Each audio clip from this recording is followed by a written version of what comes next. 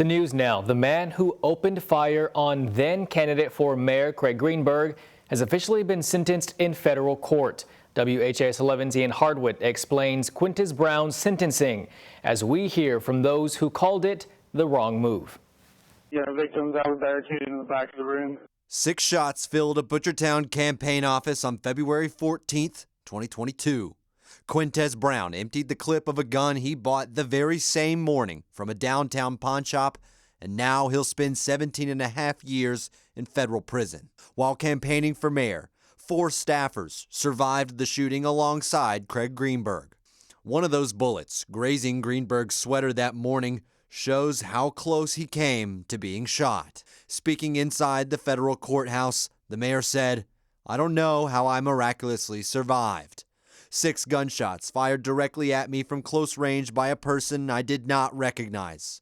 A person who, I later learned, was in front of my house the night before and only left because his gun jammed." Brown pled guilty to the crime last summer, but only for disrupting the political process and shooting the gun. He wasn't convicted of attempted murder. However, Mayor Greenberg said, "Others may try to minimize, explain, or justify these actions, but the facts are clear. This was a serious and planned attempt to kill me." Brown's lawyer, Rob Eggert, insisted it was never Brown's intention to kill the candidate. Quintez Brown is the only guy in this county ever to have gotten 210 months for grazing a sweater.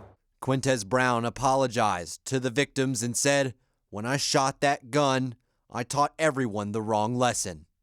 But even without physical injury, the 5 survivors still live with fear. Emily Morley, the campaign finance manager, left politics and moved homes. She's afraid of the day Brown is released. In the courtroom, she said, "I lost parts of who I am. My diagnosed PTSD keeps me from doing many of the things I love doing. No sentence of any length would ever undo the fear and pain that plague my daily life." Dr. Ricky Jones, one of Brown's mentors, saw the young man's mental decline. Nobody cared about getting to know Quintez Brown as a human being, and they didn't care about his future. They want to toss him on the scrap heap of humanity.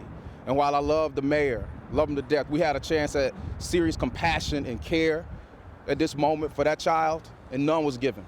But in the end, the man targeted in this is Louisville's sitting mayor, who said, 3 years later, I think about the assassination attempt on me every day. When I eat at home with my back to windows. When I check that my doors are locked every night. When I hear unexpected loud noises. And so many other random times and random places. The heavy impact remains on me and my family. Reporting in Louisville, I'm Ian Hardwitt, WHAS11, on your side. Brown is still awaiting his sentencing for state charges. The judge ruled yesterday Brown will be able to serve both sentences, federal and state, at the same time. And you can read Mayor Craig Greenberg's impact statement by going to this story posted on our website, WHAS11.com. You can also read it on the WHAS11 app. The case against the 2 men arrested for the 2021 murder of Jefferson County Sheriff's Deputy Brandon Shirley has been dismissed. The 26-year-old deputy was shot and killed while working an off-duty security job at Rockford Lane Auto Sales in Shively back in August of 2021. 5 months later, Jesse Johnson and Marquise Mitchell were arrested and charged with murder.